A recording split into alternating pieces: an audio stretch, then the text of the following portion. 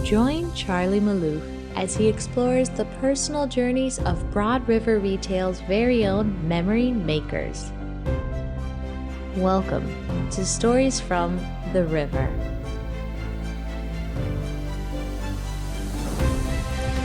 Well, we're back. Welcome to Stories from the River. We're here with Tim Clouse, our Senior Director of Operations. This is going to be a great conversation. Welcome, Tim. Yes. Thanks, Charlie. So excited to be here today. I'm excited that you're here for this episode. Can't wait to hear what you've got to share with us. You guys are doing some amazing work in ops. I always like to start these conversations. Let's just know and learn a little bit more about you. So what can you tell us about your background prior to coming to the river? Sure, absolutely. So actually this year celebrates 17 years of marriage with my wife. Yeah, thank you. We actually have we have three boys, 12, 11, and 6. I've been in distribution for 20 years. Started out my career in the beverage industry. Did 16 of the 20 years in the wire and cable industry, and you'll hear later, got a chance to travel the world with them. And then just most recently got into furniture. Wonderful. So how long have you been with Broad River Retail? A little less than a year now. You're like a newbie. You may be the shortest tenure of anyone who's ever been on the podcast. And so it's been recent since your recruitment. Sure. What was it about Broad River Retail and this opportunity that was most attractive to you to make the career switch to join us? Yeah, so when Broad River was brought to mind, I heard a lot about culture. I heard a lot about the Broad River culture. So that was kind of like the first, hey, let's ask some questions. Let's get interested. And then spending time with you and spending time with Manny and starting to learn our vision and where we're going as an organization. Those two things alone solidified the decision for me, and that's why I'm here. We're super glad you did. What do you remember about the recruiting and interview process, given that it was roughly a year ago? Yeah, it was fast, which is the way I think it should be. It was fast, it was welcoming, it was encouraging, and it was everything that it needed to be. Okay, and so since it was not quite a year ago, I tend to believe that most people remember their first day at a job, no matter if it's been a year or 20 years. And so do you remember your first day at the river? I absolutely do. Okay. Yeah, I was driving in. I received an encouraging text from Manny. Walked in the door, had a sit down with Tonia Buskirk, who's our director of home delivery, also fairly new to Broad River. So we had a great day one discussion. Then spent some time with James Ouellette, which has got a little bit more tenure with Broad River. So it's nice to have those two bookends. Actually went out to lunch with James, and I can't remember the name of the restaurant because it's close to the building, but I can't remember. I remember having Brussels sprouts. They were the most amazing Brussels sprouts I've ever had. And then James and I came back, and then I just watched and listened. You just watched and listened and met a bunch of people and just had a great time on my first day. Well, it sounds like a great start. A good, encouraging welcome text from Annie, and then Brussels sprouts. I think it's that place in Fort Mill. It is, yeah. It's two words. It starts with an F. I can't think of what it is, but we'll think of it. Okay, that's where a lot of people go for lunch. Right. So our organizational purpose is furnishing life's best memories. So do you have already a favorite Broad River story or memory that you can share with us? I actually have a number of them so far. We've done a lot of things in this first year with Broad River, but the one I wanted to share with you today. So every 2 weeks, there's a team of us. We kind of just step back from the day-to-day business, and we think about the future, and we think about what new technologies can we bring into the organization, or what processes do we need to implement or change, or what are we hearing from the field that we can improve on. And one of these sessions, we were talking about our new end of shift tool. And Sarah Sanchez with our Ops Excellence team had found the technology for us, but we didn't have a brand for it. We didn't know what to call it yet. And so we were in James's office, and when we get together, we have a good time, and the creative juices are going, and we're throwing stuff on the board, and it's getting kind of loud. And I remember Tim Sales, our director of facilities, he comes over and he's like, "Hey, what's kind of going on over here, guys?" And we're just, we're working on this. And he's like, you guys are making it fun. Maybe I'll just sit in and watch. So it was a great experience for us. But then we ultimately got to what we needed, and we were throwing words on the board. We're trying to figure it out. And we got to the word beacon. And beacon, in the real world is there to protect the ships and to help guide them, to make sure they don't hit land. And Beacon represents exactly what we were trying to do with the End of Shift app, which is sending in some data, productivity, stats, things that here's how the shift ended for today. And then what we're moving more towards is, hey, here's what you can do different tomorrow to have a better shift. So we thought Beacon was the perfect word. And then we had to figure out, we had to add a word to every letter. And so we finally came up with Broad River Execution Assessment, capturing operational narrative. So once we kind of got all that together, we had another high five and having a good time, and just it was a great innovative day, creative day for us. So you came up with the word first, and then you converted it into an acrostic. That's right. That's phenomenal. And so when you have these sessions every 2 weeks, like who's in this? This is your leadership team? Yeah, this is we actually call it the Epic team. Epic team. Yeah, okay. It's actually a smaller team, but we have some of our process improvement people, and Cherrie Rivera and Sarah Sanchez and James Ouellette and Tonia Buskirk, and we're just trying to outthink ourselves, right? That's really, really cool. Okay, Tim, if you could go back to your first day and give yourself some advice, what would you tell yourself about what life is going to be like at Broad River Retail? Just to better prepare yourself. Yeah, sure. I mean, exactly as I was envisioning it to be, which was warm, inviting, encouraging. We know how to ask why and when to ask why, and then we're continually innovating. So all those wonderful things that you want inside of an organization was exactly what I experienced. That's great. It's great when you can meet the expectations. And I love that you're really talking about embracing our culture of our core values of collaboration and then innovation. And so I can't wait to hear a little bit more about that. But I remember the first time I heard Beacon, I was like, ooh, that's exactly right. And then now it's cool to hear the story of how it came about. That's right. And you did a great impression of Tim Sales, by the way. I can see him coming right in. Hey, maybe I'll sit in on that, Tim. Another Tim. Okay, let me switch gears a little bit. We just finished a pretty big project on the heels of an acquisition of our 2 stores in Wilmington. And you did a phenomenal job. You were camped out in Wilmington for several days, upon the acquisition. We called that Project Seahawk. And then that led into a separate project called Coastal Connection. So you were really instrumental in helping us onboard the operations team in Wilmington and then ultimately, helping us merge that operation into our Four Oaks operation. So what can you share with us about the Project Seahawk and Coastal Connection experience? Yeah, it was an amazing time for us. We sat in our strategy session and we talked about, how are we going to do this and what's going to be the most important things as we bring new memory makers into Broad River. And the number one thing that we came to was the culture. And we've got to introduce them to who Broad River is, how we like to do business. And so we wanted to make sure we had clear communication. We wanted to make sure we did what we said we were going to do. And ultimately just have a presence like you mentioned. So we brought in our subject matter experts. We brought in Cherrie Rivera. We brought in Tonia Buskirk. We brought in Mike Reinhardt. We brought in Greg Cantrell to help them understand kind of where we're going. But really, it was ultimately to be a light for who Broad River is. And so when they had the opportunity to meet with them and work with them, they each left, a shining light of and a solidification that, hey, you know what? Broad River is who they are because look how great these people are that have come in and helped us. And so it really solidified who we were to them. And then ultimately, Cherrie Rivera was really camped out the most. I mean, her and myself, but her compassion for the people, her process knowledge, her systems knowledge really helped us be successful in Wilmington. It's what I'm picking up. You really talked about we're going to teach them how we do what we do. You talked about we're going to make sure they know who we are. We're going to make sure we spend time and have presence with them.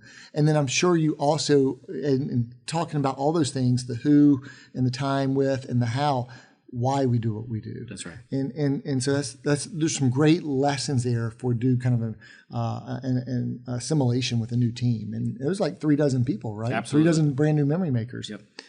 What was it like to learn an entirely new operating system and way of doing business, then to figure out how to consolidate their operation into ours? Yeah, really exciting, honestly. And the team dove right in. And it's not just the Coastal Connection project, but our team, our operational, I think, foundation is to dive in. We're going to dive in. we're going to ask why, and then we're going to help improve processes. And a lot of the things that we saw, we had connections, so we had to get with Stacy's team, we had to get with Carl's team, we had to get with Janet's team, we had to get with Brian's team, because we had some overlapping processes that we don't have, but they had. So it was a great collaboration between all the groups, really, to come together and to kind of Broad River anize. Yeah, and then I think it was great to have the weekly meeting to come together, and Jordan did a great job kind of corralling us together, and then share all those different ideas and make sure nothing kind of got missed along the way. Okay, another big project, and this was a little bit more autonomous where you guys took it, was Spartan Ridge. Yep. And that's our third premier distribution center, just brand new, just launched. And so it was another major project that you've been directly involved with. And so what can you tell us about this project? Yeah. So I've had the ability, I've had the privilege to do startups and move warehouses across the world in my previous life. And we've done some in Canada and the US and Australia and New Zealand. And we took a lot of best practices from those things and brought them into this this project. And I have to say, it was one of the smoothest ones that I've been a part of. But I think a lot of that really just comes down to who was a part of it. We have Mike Reinhardt, who's now the leader of the building. Tim Sales and his team helped us out. Harold's team, Travis Barkley and Manny and Tim Subkowiak and USSI. And we had all these, our partners with Ashley, we had all these people that really came together, supported us, collaborated with us. And at the end of the day, we have an 81,000 square foot DC. We've got 21 dock doors. We've got, last I looked, $3.3 million in inventory in there. And we've got 50 new memory makers to be a part of us.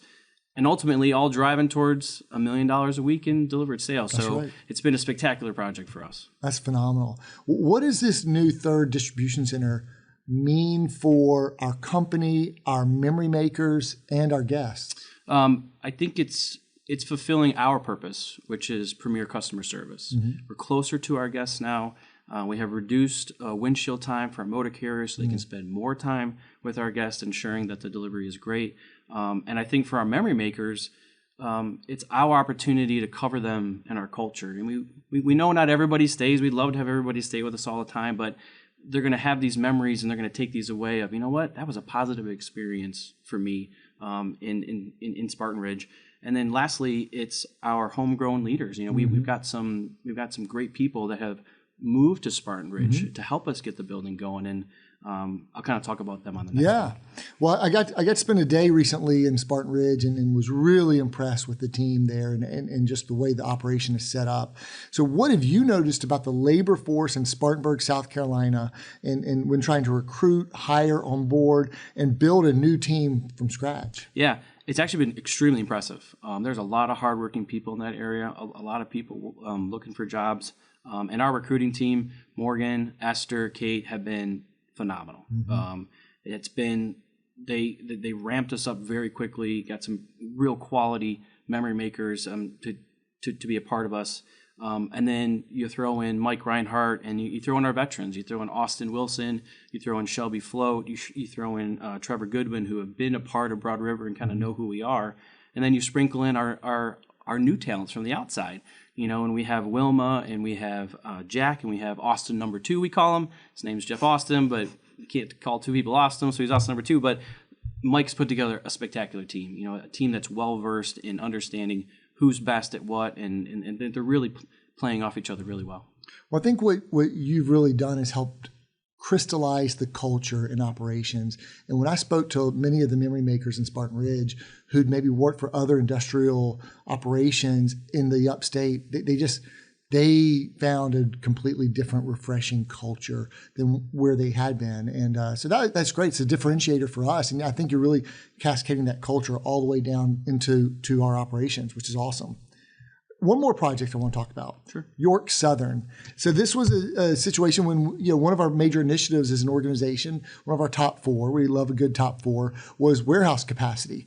And we wanted to bring in more inventory, right? And so we got a satellite warehouse just south of our main one in Fort Mill in York County called York Southern. And so, it allowed us to kind of have overflow inventory, but what can you tell us about the York Southern project that we completed last year? Yeah, I can actually sum it up in 2 words. Okay. It's actually a name. Colin Michael. Colin Michael is our inbound manager in Fort Mill, and he was spectacular in the planning of it, the implementation of it, the completion of it, and he was from soup to nuts the best part of what's going on in York Southern. But I also have to mention, IT. It's a satellite facility for us, so we needed Harold and his team to help us with that, and we needed Tim Sales again to help us with the facility portion of it. But we're doing some manual things in York Southern that we don't do anywhere else, just because of where it is. And so, what impresses me the most about the team is how they're sticking to the plan. They're sticking to the cadences, and we're making sure our inventory integrity is where it needs to be at the offsite. But to your point, what's really opened the door for us is our inventory and having the right inventory in the right place at the right time, and then using that, using York Southern for some of those pieces that are going to come.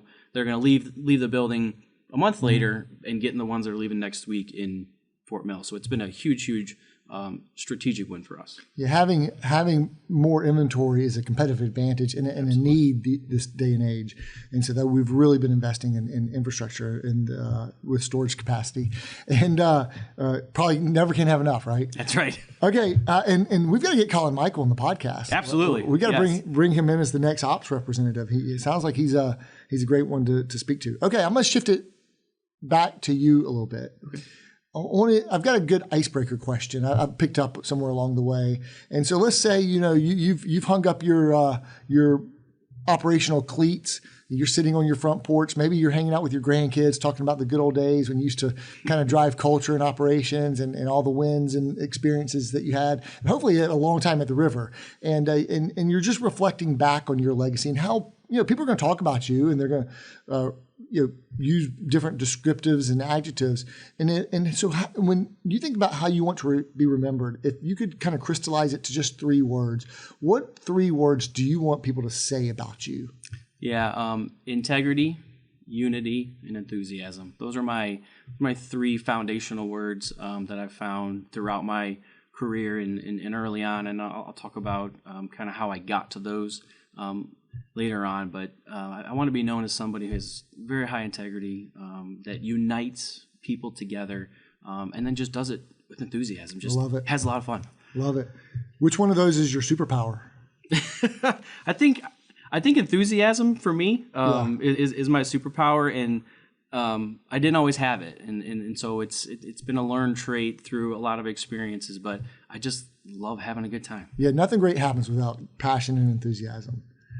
Okay, so we have this phrase that we like to use quite often to reinforce our purpose, and maybe I made it up along the way, but I think that a lot of people, if you read James Clear's book Atomic Habits, he really talks about if you want great habits, what's your identity, and even reading like The Purpose Path from Nicholas Pierce talks a lot about identity, and we like to say purpose begins with identity, and I really think it orients us and keeps our North Star. So it seems like you've really taken this sentiment to heart and helped create something that we've never had in operations, and I want to talk more about that. So tell us about the Otters, the Falcons, and the Bruins. Absolutely.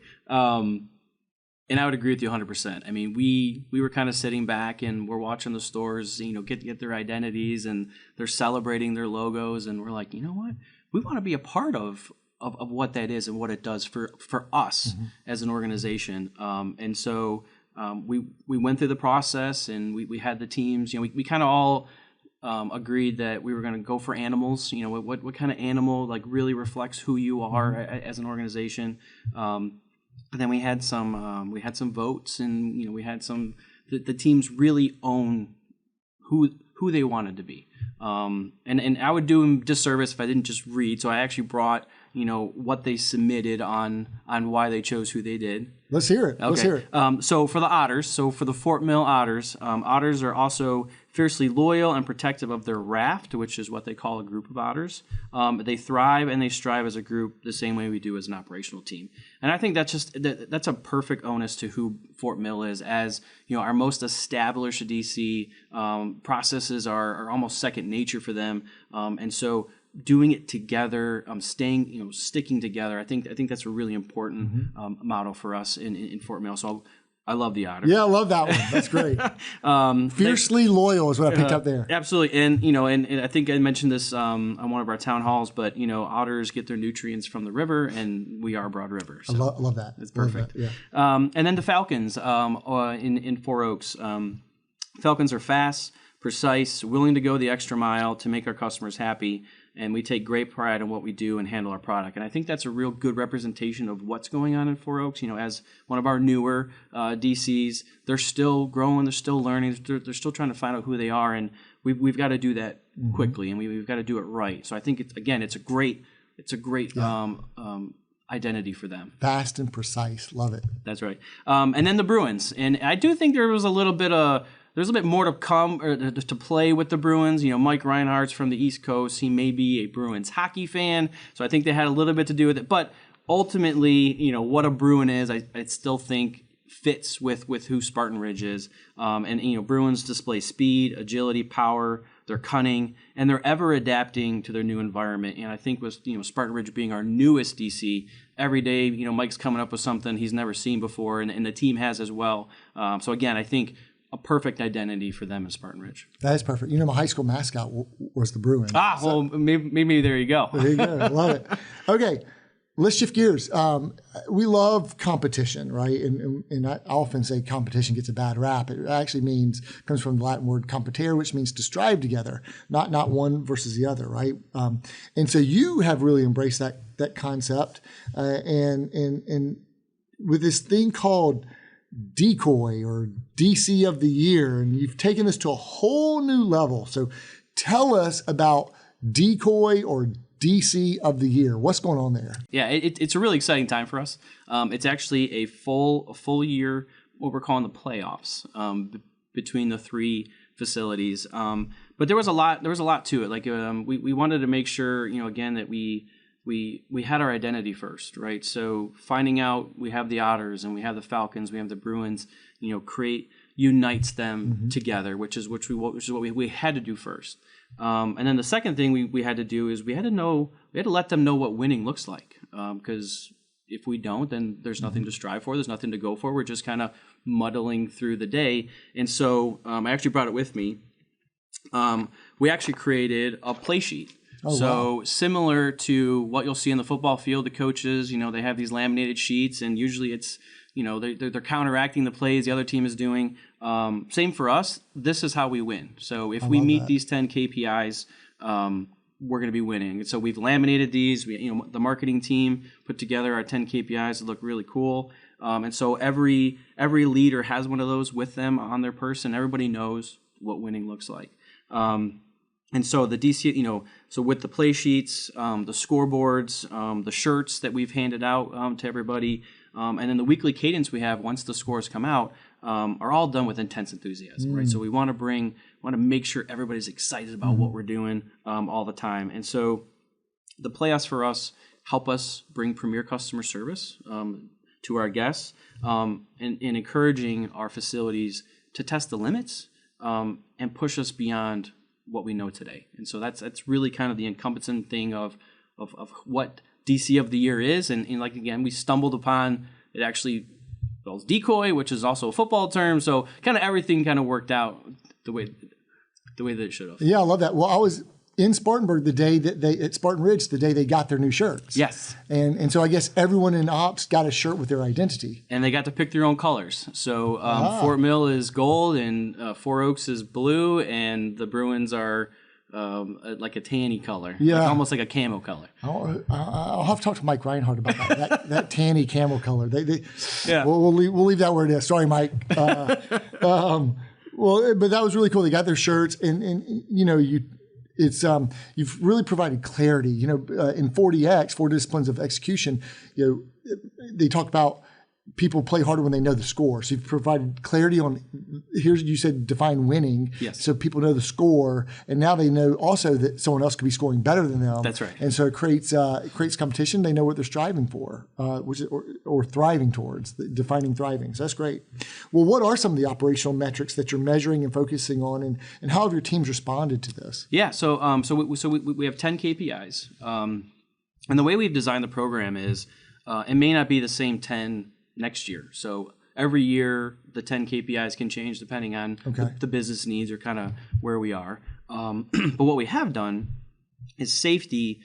It has anchored all of the scores. Yeah. So if we have an incident during that, because the scores are weekly. So if we have an incident that week at a DC, they actually get -2 points, regardless of what happened with the other KPIs. The facility received -2 points because in order to furnish life's best memories, we got to make sure our memory makers are coming and leaving work safely. So that was intentional. We did that intentional. The other 9 are unplanned returns, inventory write-offs as a % of sales, cycle count scan accuracy, delivered sales, customer success, ops costs as a % of sales, our labor costs per piece, and then the retention of our Broad River employees and the retention of our rookies. So encompassing all those 10 is each department. So each department inside of our DCs has the ability to ensure we have great customer service or has the ability to need to change. So everything was done with intention and with purpose. Well, great foundation. Those are great lead measures, and I love the foundation of safety. It's critically important, and it sounds like the teams have responded. Oh yeah, I guess I missed that part. Enthusiastically, Yeah. I get goosebumps. I'm probably getting one now with the encouragement. I was actually in Four Oaks this week, and they took the lead this week. So they actually surpassed Fort Mill this week. So Will and Dylan and the team, and Zach, they were all pretty excited. And what's great about it is I was actually there on Tuesday when the scores come out. And so Zach, our returns supervisor, actually figured out how to see the score before the official score's out. So he was sharing around with the team, "Hey guys, I think we're in the lead." And then the scores came out, and they were. So it was really, really exciting. That's cool. It always makes Truth Tuesday an exciting day. That's right. Pivoting once again, unsung heroes. I know that it always takes a village to achieve success, and like you have obviously achieved throughout your career. Who are some of the unsung heroes of your world, and tell us what they do or have done to help you?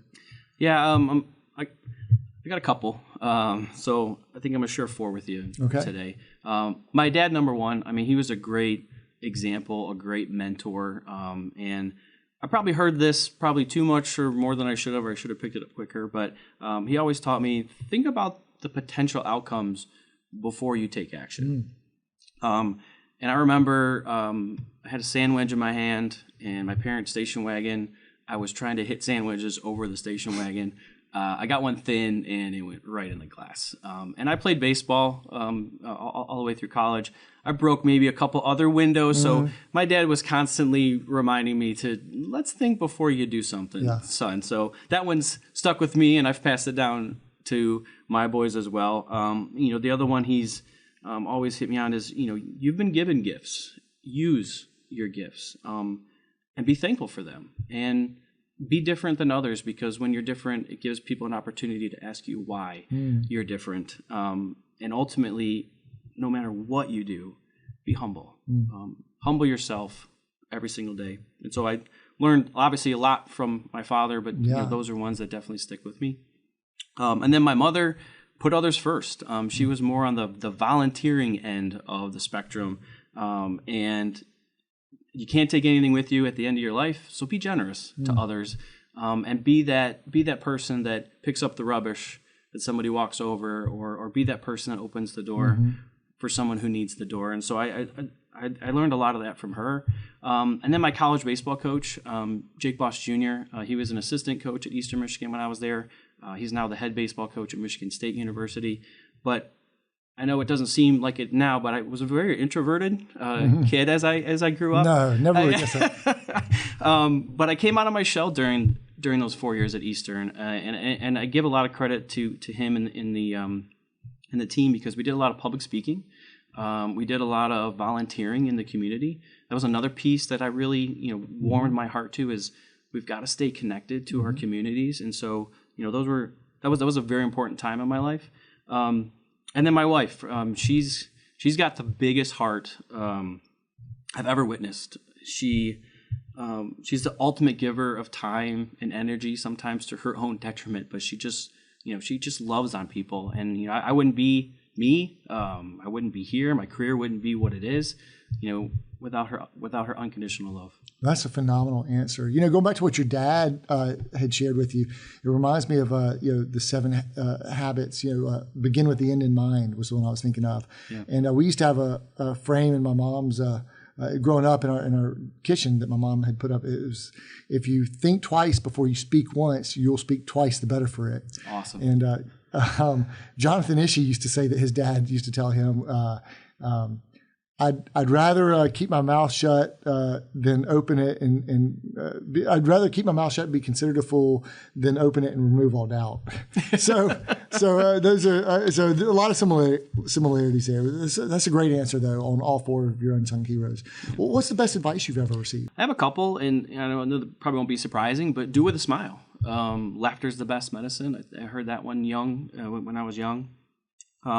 Do the right thing because nobody's looking. That was another one that I grew up with.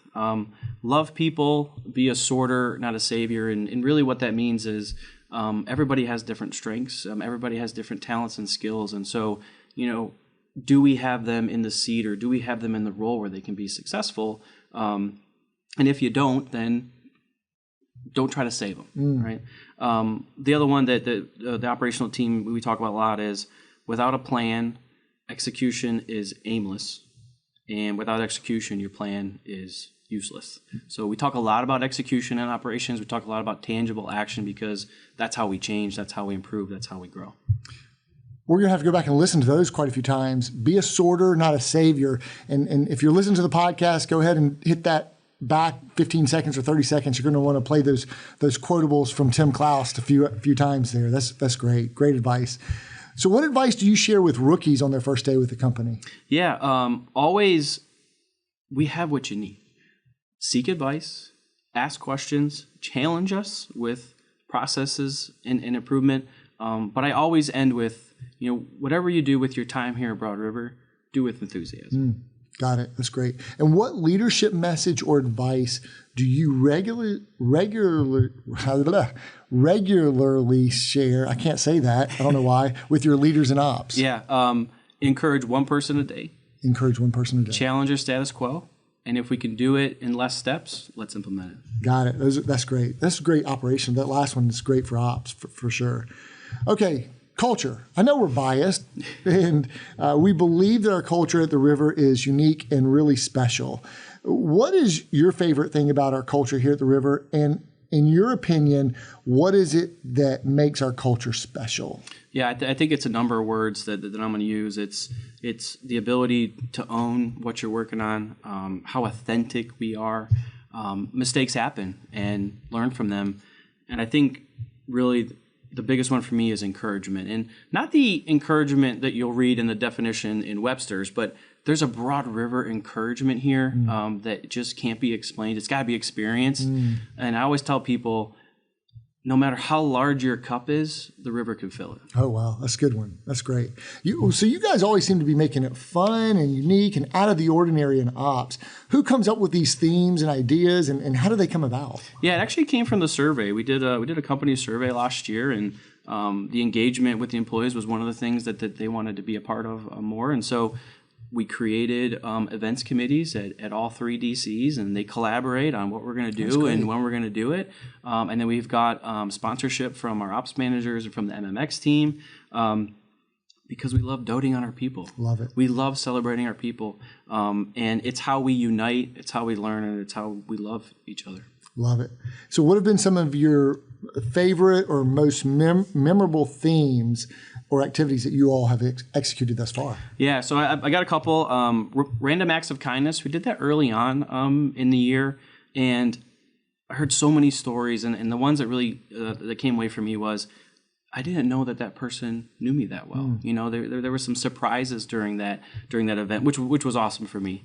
April Fools, we had a lot of fun. I don't know if you guys are aware, but Krispy Kreme makes a box that has pictures of donuts in it, but not actually donuts in it. So we bought a couple of those, which was a lot of fun. And then St. Patrick's Day, we brought out our Green Thrive shirts, and probably some of our best group pictures across the DCs with everybody wearing those shirts. National Popcorn Day was a lot of fun. We had some games with that. We throwing popcorn in people's mouths and throwing popcorn around. But ultimately for me, it was when every location got their shirts. You know, when every location became united and became a Falcon or became an Otter or became a Bruin. Those were exciting events. That's really cool. All right, social media, LinkedIn. You've really become quite the communicator on social media.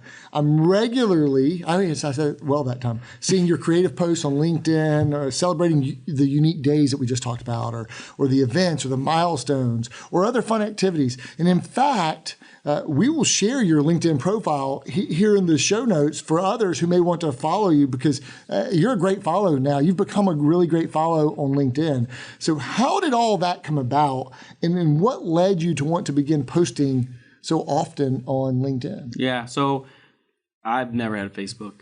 I've never had a Twitter. I've never Instagrammed anybody. I actually had to ask my wife what a hashtag was. Like, I didn't really know what I was doing at the beginning, but we as a team came together and said, you know what, we've got to find a way to celebrate our amazing memory makers, and to show the world how much effort, how much dedication they put into furnishing life best memories every day. And LinkedIn has become a way for us to celebrate the successes that they have.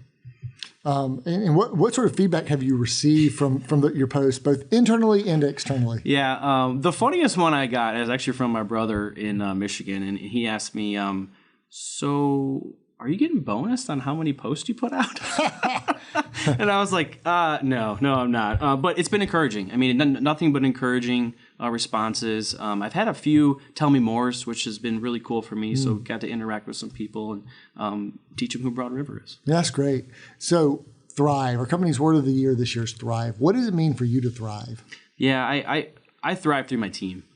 Seeing them having their best days, encouraging them that there's more best days to come, really bring Thrive together for me. That's great. And so what advice would you offer up to a fellow memory maker to help him or her thrive this year? I would say join the events. We have a lot of Thrive events planned. The MMX team does a great job helping us through that. I'd say listen with your 2 ears. You have 2 ears for a reason. Listen, and then try something new. And if you're uncomfortable with that, partner with somebody. You know, we did Birds of a Feather earlier in the year with the leadership team, and there's a lot of great things that happen when you do those events. But the one I was trying to instill in them is find out what your weakness is and partner with somebody's strength, because we believe the pursuit equals the opportunity to thrive. Yeah, and maybe that's the challenge. You can turn your weakness into a strength. Absolutely. Yeah, that's part of the challenge there. So what do you think are or have been the secrets to your success? I have to refer back to the core values. I mean, integrity, unity, enthusiasm. I learned mental preparation very early on. It's a baseball trait. You got to think about the play before the play comes, but that works significantly for us too in business. Love it. So what are your best daily habits that have served you well? Yeah, I pray every morning. I ask for his words to guide me. I say I love you to my family. I have an espresso, or 2 or 3 probably. And then I try to encourage more than one person a day. How many did you have before this podcast this morning? I had 2. Okay. All right. We're keeping it right there in the middle. All right. Mentorship is so important. Where or from whom do you get your mentorship? Yeah, I think, a couple of the unsung heroes, my father, my wife, my previous boss I'm still close to, Manny Rodriguez helps me a lot. And then parables. I really glean a lot from the parables. Love it. Love it. So if you could change one thing about the company today with the wave of a magic wand, what would it be? Add 100,000 square feet to every building. Yeah, that'd be great. Sometimes I'd like that as well. We wouldn't have to get these satellite distribution centers. That's right.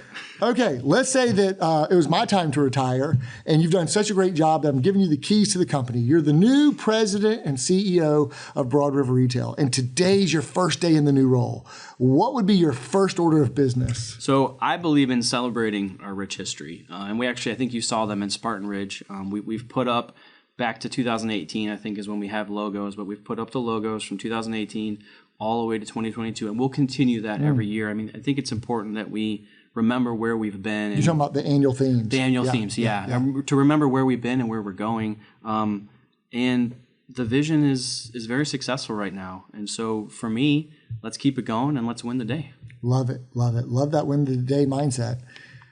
Personal growth, development, and learning. Do you feel that working at the river has positively impacted your desire for personal growth and development? Absolutely. How so? Absolutely. The events we're able to attend, we're doing the Purpose Summit this year. We're attending some AFI sponsored events for us on best practices. The time we get to recharge and to learn and to listen have been very, very positive for me. Okay, love it. And then how do you sharpen your saw? Like, what do you do to improve your skill set and to invest in your own personal growth and development? I like to read, which is funny because I hated to read as a younger person. But I love it. Getting into business, I have a passion for psychology or how people think or how we can help them think, how to encourage people, how to mentor people. I like to read those type of books. Okay. So what book are you currently reading? The Chief Joy Officer by Richard Sheridan is what I'm currently reading. I'm only halfway through. I got to get it done before the Purpose Summit. But, what I've learned so far, right, is to always demonstrate integrity, right? It's okay to act with hope and with love and with joy with your people. Love that. And so we're recording this before the Purpose Summit at the University of Notre Dame, but this will air after we've attended and come back. And I think you'll get a chance to meet the author, Rich Sheridan. That's great. There. So it'll be cool. So I know that this book, The Flight of the Buffalo, has really had a big impact on you in your thought leadership. Yep. Tell us about its significance for you. Yeah, it's actually it's a book I stumbled upon in 2008 when we were living in Texas.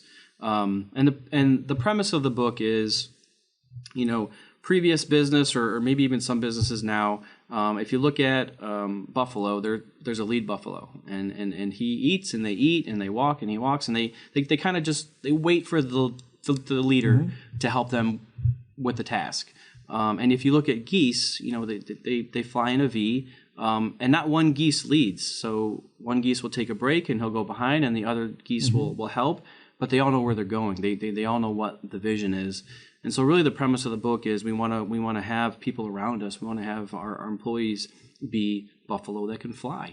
They're strong, independent leaders, but know when this isn't my turn. This is the next person's turn. And it really creates some positive energy inside of the organization. And a couple other things from the book is to look here first. I have to look at myself first. If we have a failure, did they have the right tools? Is the environment right? Or, is there something else I could do to help them be successful? And that's kind of where the sorting and the savior comes in as well. And as leaders, we add value by helping people feel powerful and not helpless. And I love this one in the book. Buffaloes lock the barn door after the horse is stolen. Geese ensure nothing is ever stolen. So it's really about that preparational mindset of how we do business. Oh, wow. There's a lot of self-awareness themes that come out from there, and wisdom and discernment. So some really great lessons there. Other than this one, obviously, Stories from the River, what are some of your favorite podcasts? Yeah, I have a couple on the spin. Pastor Stephen Furtick is on there. The Relevant podcast, which is a great representation of kind of how we as Christians can live in the world as it is. Maxwell's Leadership is on there. Richard Blackaby is on there. I really love him and his son-in-law and how they do it. And really my favorite part is when he does the history. He'll talk about people in history and how they were so influential in what they were doing. Those are really good ones. And then the other one I have is it's called C3 Church, and it's pastored by Phil Pringle. When we lived in Australia, we had the opportunity to be in his church, and I love he just puts things in in a really nice package and in a really nice perspective. That's very cool. And you've sent me some great podcasts I've listened to along the ways. So appreciate that. So what shows are you currently binge watching? Yeah, I just finished Brooklyn Nine-Nine for the second time. Oh, yeah. And I wanted to bring that one up just because there's a character on there. His name's Charles Boyle. He's a little goofy, probably similar to me, people would say. But he has his family's sourdough recipe, and it's important to him, and he nurtures it, he takes care of it. And I compare that to our culture. You know, our culture needs to be nurtured, needs to be taken care of. And when they eat from the sourdough, when they make the bread, it's delicious and great. And I think that's true for us too. As we nurture and take care of our culture, we see success. Yeah, I mean, I like to say that you can't microwave culture, and it takes daily mending to it, right? And looking after it. So it's a crock pot mentality, not a microwave mentality. So when you stop, I know you have hobbies and things of that nature. When you stop working for the day and you have some time for yourself or your family and your 3 boys, what do you like to do for fun or to relax? We're a sports family. Yeah. So my oldest is in golf. The 11-year-old is doing first-year travel baseball. Coaching my 6-year-old's baseball team, which is always a lot of fun. And then the baseball dad's got me into softball, so playing softballs on Monday nights.